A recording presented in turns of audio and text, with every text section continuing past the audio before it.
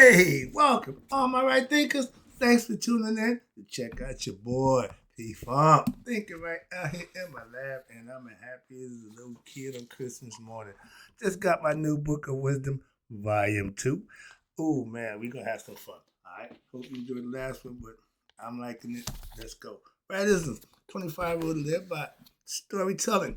Story with a message. There's always a message in my stories for life. I give life lessons. You tune in and receiving them. I appreciate you.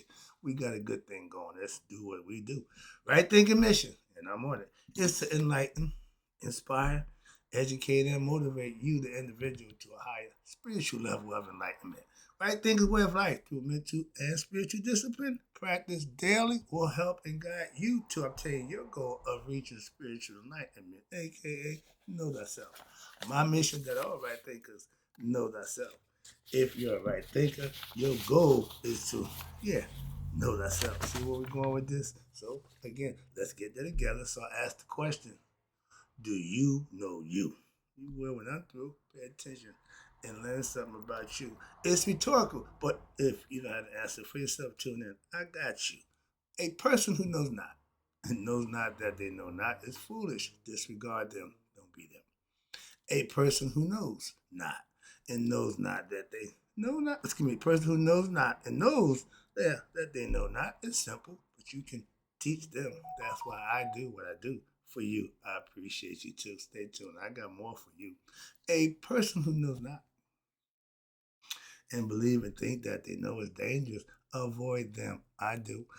A person who knows and knows not that they know is spiritually asleep, I can awaken them. I'm the spiritual alarm clock here to wake you up with knowledge of self. That's what I do for you.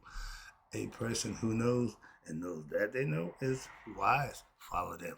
All these persons reside in you. Right thinkers know that self and to my yacht be true. Right thinkers of P Funk philosophy says introduce them to the Book of Wisdom, Volume 2, Christianity and the Kabalah. I'm going to show you a little comparison between the two. I did this lesson before, but as usual, I got pages. I got 206 pages of information. Let's start with the introduction. And this brother put down what he's doing to the letter. So let's go. Within these pages lies knowledge that's designed to rekindle your intrinsic connection with the divine. You see me pointing up? That's God. Or your higher self. That's God also. This book is a little bitty book too. I can read it though. I'm got my little see. I'm saying no, I can get through this. Let's go. But this book is not written in a conventional structure. Nope. Instead, it unfolds like a living dialogue, with each page serving as a new exploration. And he's right, because the last book wasn't no pages numbered. We just went. And I just love that. So, okay.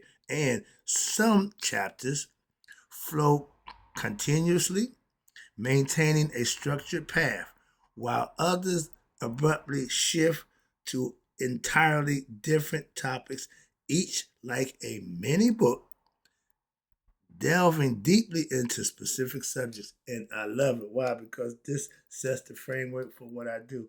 This is not my philosophy, but I understand it because it mirrors mine, and they just use it for a more physical, from the physical aspect. Why use it from the spiritual aspect? AKA, this is operative.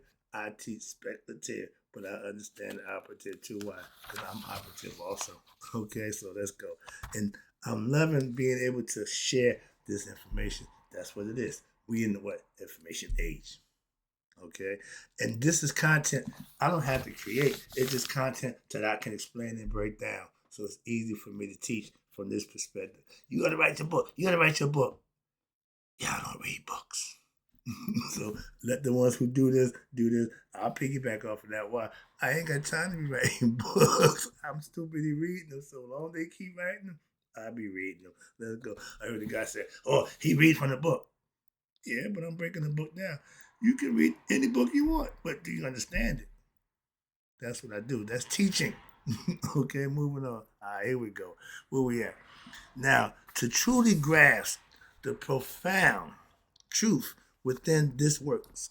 You must come with an open heart and an open mind. Again, it requires you, the reader, to abandon any limiting beliefs, perceptions of self doubt that might cloud your understanding and approach this text without the constraints of ingrained mental programs or social conditioning, for these programs can distort our or block the reception of the deeper message encoded within. You need to fully be able to comprehend and understand what I'm trying to present to you. That's my job, to make that easy for you to get to understand it. And by reading openly and receptively, you allow what the true wisdom to unfold naturally, revealing its transformative power right before your eyes.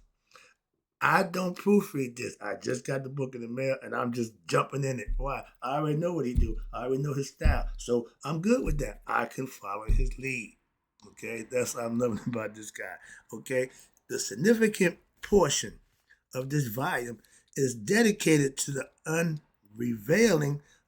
unveiling of the true origins of Christianity and that holy book y'all call the Bible.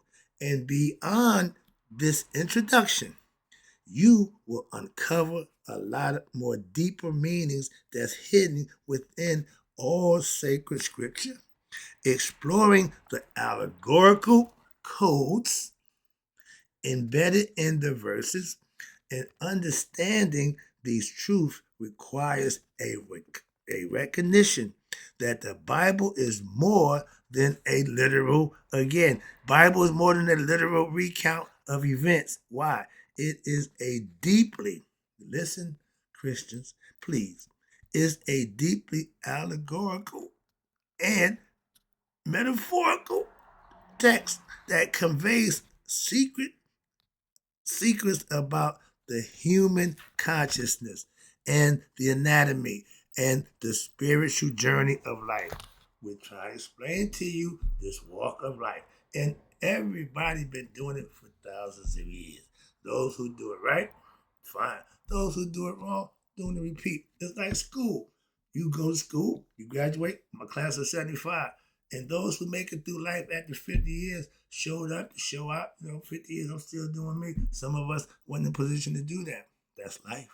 Okay, and everybody got their own life to live. But when you get understanding on how to live, remember, we got the most sophisticated machinery known to man right here.